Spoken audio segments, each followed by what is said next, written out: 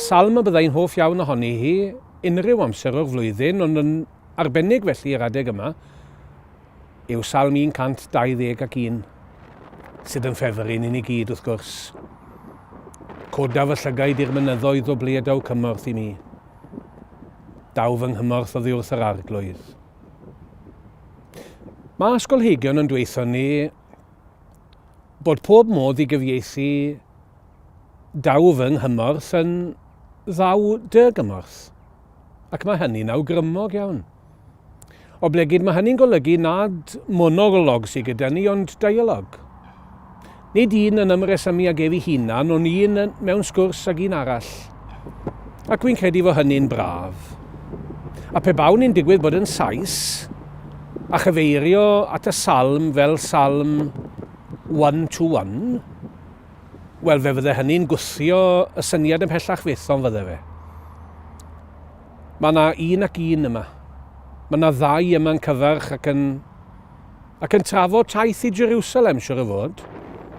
Codaf y llygaid i'r mynyddoedd, medde'r pererin ifanc ddwedwn ni, yn gofidio am daith dros y mynyddoedd, ac yn meddwl am y peryglon, a'r bygythion, a'r ofnau, a'r temptasiynau fydde yn gallu bod yn ran ar y daith yno. A rhywun hun falle sydd wedi bod ar y daith droion o bosibl yn dweud dawd y gymorth. Dawd y gymorth oddi wrth yr arglwydd.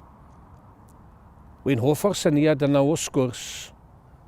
Mae yna berthynas yma, mae yna gydweithio yma. Mae yna weithio rhywbeth mas ar y cyd. Ac yw'n credu bod hwn yn rhywbeth pwysig iawn. Nid pobl yn sefyll ar ein pennau ni'n hunain ni fel Cristnogion, ond ni'n bobl mewn perthynas a'n gilydd.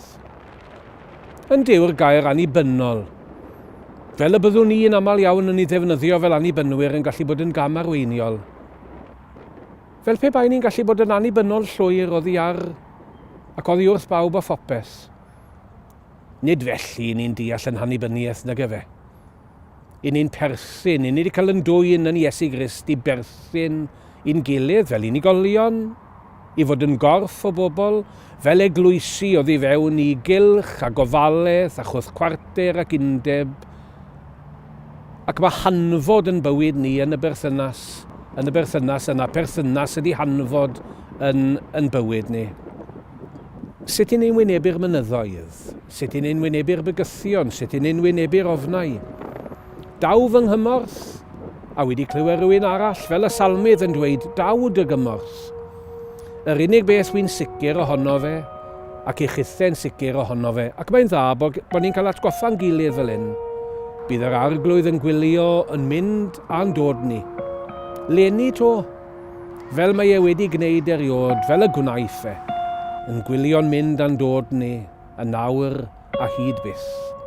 Pob dymuniad da i chi, a phob bendith.